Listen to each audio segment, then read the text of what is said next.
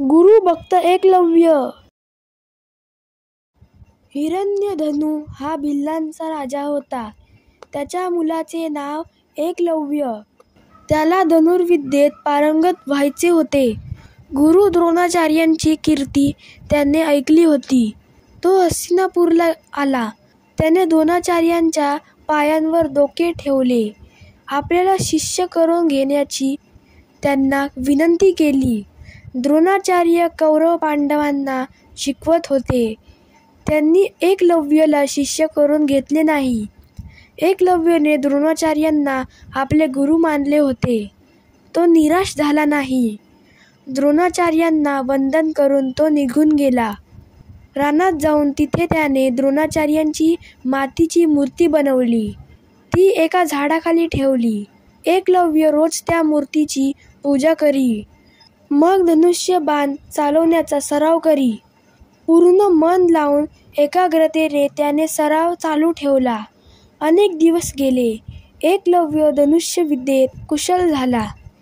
एकदा गुरु द्रोणाचार्य कौरव पांडवांसह रानात फिरत होते.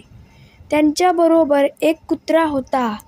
भटकत भटकत तो कुत्रा एकलव्याकडे गेला व भुंकू लागला. एकलव्याने कुत्र्याच्या तोंडात 7 बाण मारले. कुत्र्याचे भुंकणे थांबले, पण आश्चर्य म्हणजे त्याला कुठेही जखम झाली नाही. कुत्रा पळत पळत गुरु द्रोणाचार्यांजवळ आला. त्याच्या तोंडात 7 बाण तसेच होते.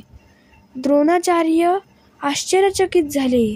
ते म्हणाले, कोण आहे हा थोर धनुर्धारी? शोध करता करता द्रोणाचार्य एकलव्याजवळ आले. झाडाखाली आपली मूर्ती पाहून त्यांना नवल वाटले. द्रोणाचार्यांनी एकलव्याला विचारले, तू धनुर्विद्या कोणाकडे शिकलास? यावर एकलव्य म्हणाला, गुरुजी, तुम्हीच माझे गुरु आहात. एकलव्याची निष्ठा पाहून द्रोणाचार्यांना भरून आले. पण त्यांनी अर्जुनला दिलेले वचन आठवले. त्यांनी अर्जुनला वचन दिले होते की त्याच्यासारखा दुसरा कोणीही धनुर्धर होणार नाही. परंतु एकलव्य तर खूपच पारंगत धनुर्धारी झाला होता. द्रोणाचार्य एकलव्याला म्हणाले, मी तुझा गुरु आहे ना, मग मला गुरुदक्षिणा काय देणार?